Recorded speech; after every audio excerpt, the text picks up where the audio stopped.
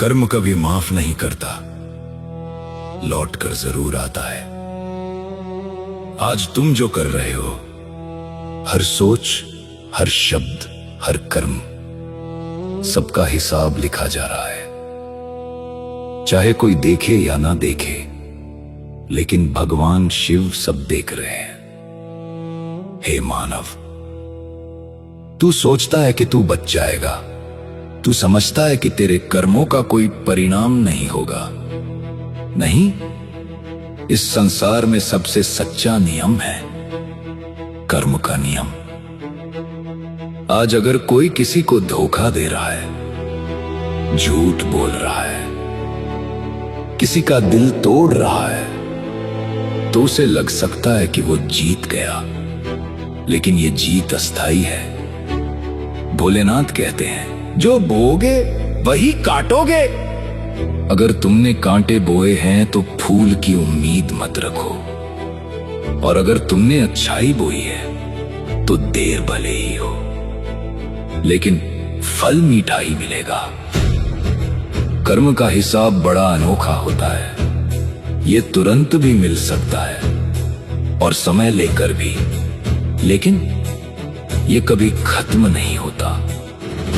और सुनो, कई बार तुम देखते हो कि गलत करने वाले लोग खुश हैं और सही करने वाले लोग दुखी, तब तुम्हारा विश्वास डगमगाता है। लेकिन समझो, वो जो आज सुख भोग रहा है, वो उसके पुराने अच्छे कर्मों का फल है, और जो आज दुख सह रहा है, वो उसके पुराने कर्मों का परिणाम है।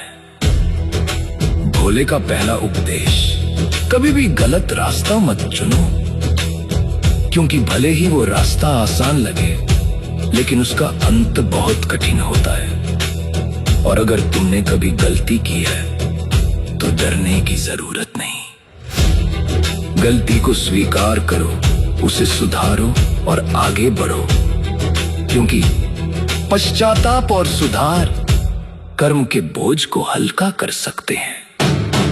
भोलेनाथ का दूसरा उपदेश, अच्छे कर्म करते रहो बिना किसी स्वार्थ के।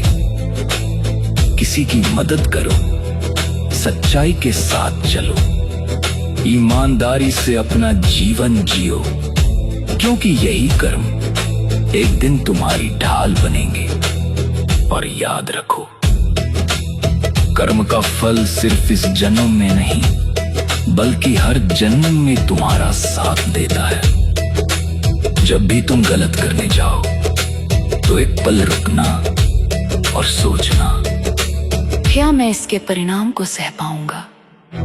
अगर जवाब नहीं है तो वो काम मत करो। भोलेनाथ का तीसरा उपदेश, धैर्य रखो और न्याय पर विश्वास करो।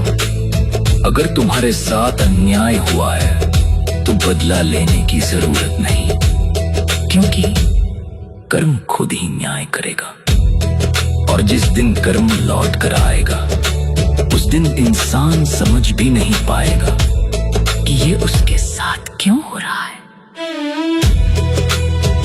कर्म कभी माफ नहीं करता, लौट कर जरूर आता है। इसलिए ऐसा कर्म करो कि जब वो लौटे तो तुम्हें खुशी दे, पछतावा नहीं।